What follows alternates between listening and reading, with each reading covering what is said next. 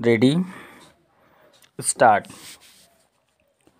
महोदय, राष्ट्रपति के अभिभाषण में राष्ट्र की दशा का जो भी चित्रण किया गया है उसे देखकर भविष्य के बारे में जनता के मन में अच्छे जीवन की आशा उत्पन्न होना कठिन है।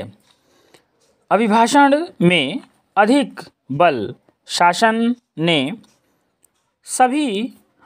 अभी तक जो कुछ किया है उसकी ओर दिया गया है, जबकि यह सदन और राष्ट्र की जनता आज हमारे सामने जो संकट खड़े हैं उनका निराकरण किस प्रकार किया जाएगा उसके संबंध में मार्गदर्शन की आशा करती थी। राष्ट्र जीवन के भिन्न भिन्न क्षेत्रों में सरकार द्वारा अपनाई गई नीतियों के जो परिणाम हुए हैं वे हमारे सामने हैं और मुझे यह देखकर बड़ा दुख हुआ है कि राष्ट्रपति महोदय के अभिभाषण में राष्ट्र की सुरक्षा के लिए, एकता के लिए जो नए नए संकट खड़े हो रहे हैं उनका कोई उल्लेख नहीं किया गया है। कुछ ही दिन हुए हमारे रक्षा मंत्री ने एक भाषण में कहा था कि भारत 100% सुरक्षित नहीं है। किसी देश का रक्षा मंत्री सार्वजनिक रूप से इस तरह के विचार व्यक्त करे तो यह प्रश्न स्वाभाविक रूप से खड़ा होता है कि राष्ट्र की सुरक्षा की ओर, जो कि सर्वोपरि है, ध्यान देने के लिए पूरा प्रयत्न क्यों नहीं किया गया।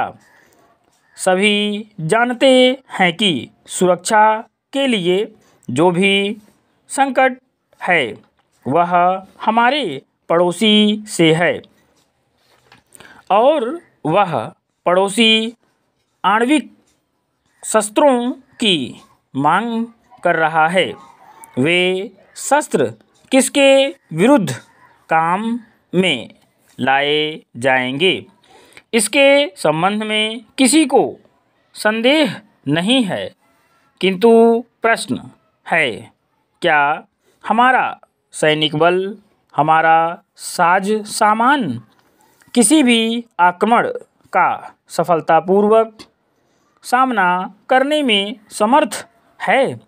मैं यह स्वीकार करता हूं कि किसी बड़े युद्ध की आशंका नहीं है, किंतु पाकिस्तान के नेता अपनी जनता का ध्यान वहां की गिरती हुई आर्थिक स्थिति से दूर करने के लिए किसी भी समय कश्मीर के प्रश्न पर अंतर्राष्ट्रीय सैनिक हस्तक्षेप को निमंत्रण देने के लिए झगड़ा कर सकते हैं और कोई भी परिस्थिति उत्पन्न हो, देश की जनता इस सरकार से यह आश्वासन चाहती है कि जहां तक पाकिस्तान के आक्रमण का प्रश्न है, भारत